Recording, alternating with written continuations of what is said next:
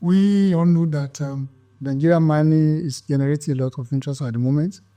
And of course, attracting foreign investment call for providing an enabling environment for investments to thrive in Nigeria. And what do I mean by that? Presently, the regulatory environment in Nigeria mineral sector is a bit turbulent. And no investor will come and invest in a turbulent environment. So one way by which we can attract foreign investments is to make sure that we streamline our regulatory policies and there are acceptable governance structure toward the stakeholders in the mining sector, so that when these investors come, they will not be running from pillar to post for them to actually establish their mining operations, and then expect good returns from such investments.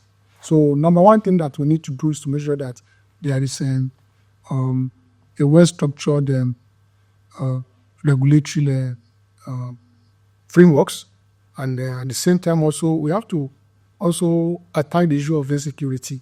How to tackle that? As the government has to declare a national emergency in the area of insecurity, because we are seeing a lot of the fringes of this security along our mining operations. And if foreign investment has to come, because we have a lot of local investors now that could not access their mining sites because of insecurity. We also have a bit of maybe what I would say weak political will to drive some policies. The government has to muster enough courage to drive policies. So there are a lot of policies, and if well implemented, they could provide a good enabling environment for the mining sector and for the investment, whether foreign or local, to thrive. Maybe one other areas I would like to talk about is when governments are addressing that, and that is the area of legal operations all over the place. And then maybe possibly also the issue of data, because data is the real thing that will attract investment. We know Nigeria is endowed, but at what quantity? Investors would like to know, even though we know some of them when they come, they still need to conduct their own specific exploration. But at least government should be able to carry the data to a level that, first of all, attract them, but when they come, they can do extensive exploration to be able to ascertain the quantity of minerals, whether it will be good for their investment decision.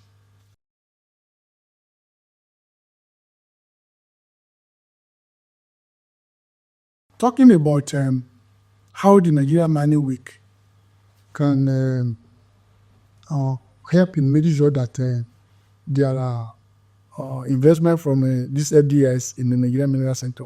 I think over the years, the Nigerian Mining Week has been providing the enabling environment. Number one, for investments, for leakages, business leakages.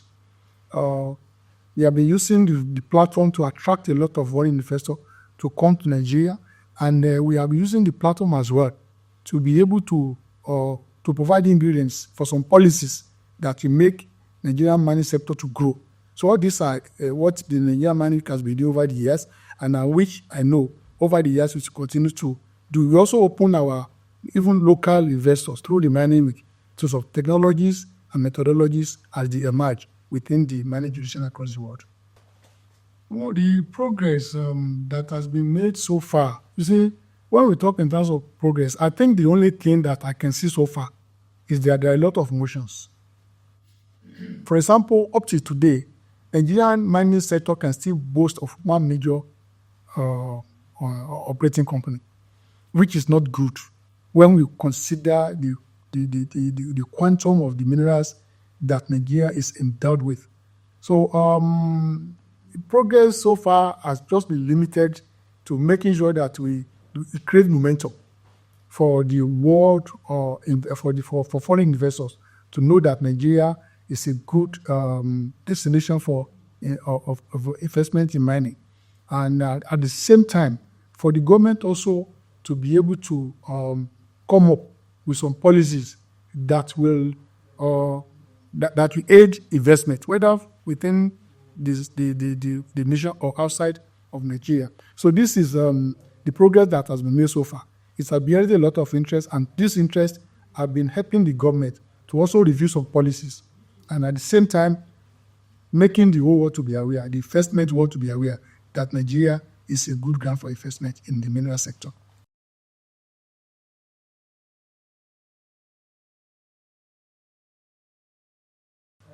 That's a very big question, and because talking in terms of vision, I have a very large vision, but there are obstacles along the line.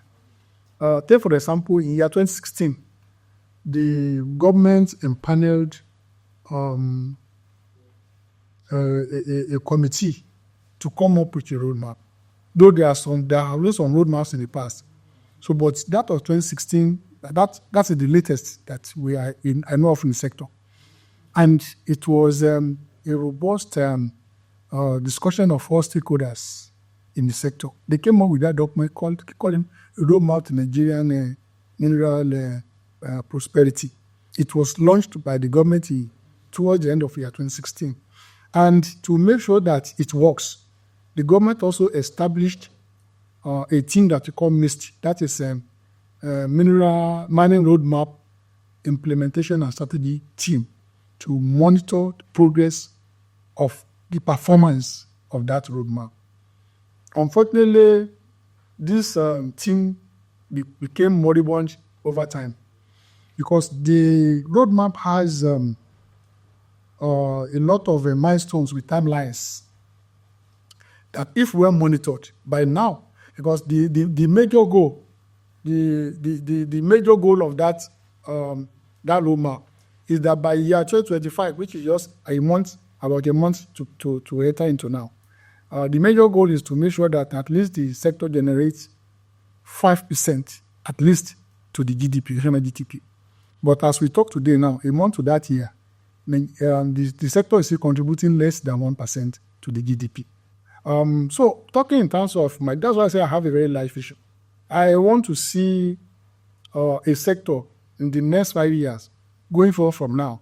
I want to see a sector that is well regulated with acceptable governance structure, acceptable to all national and subnational entities. Like I told you earlier on, a lot of confusion. The licensing regime, the ownership and licensing system is by the federal government. And the lands, you come to the locals. So there's this clash. You can obtain a license from the mining cadastral office. You get to the host community. They say, we don't know you. You cannot operate.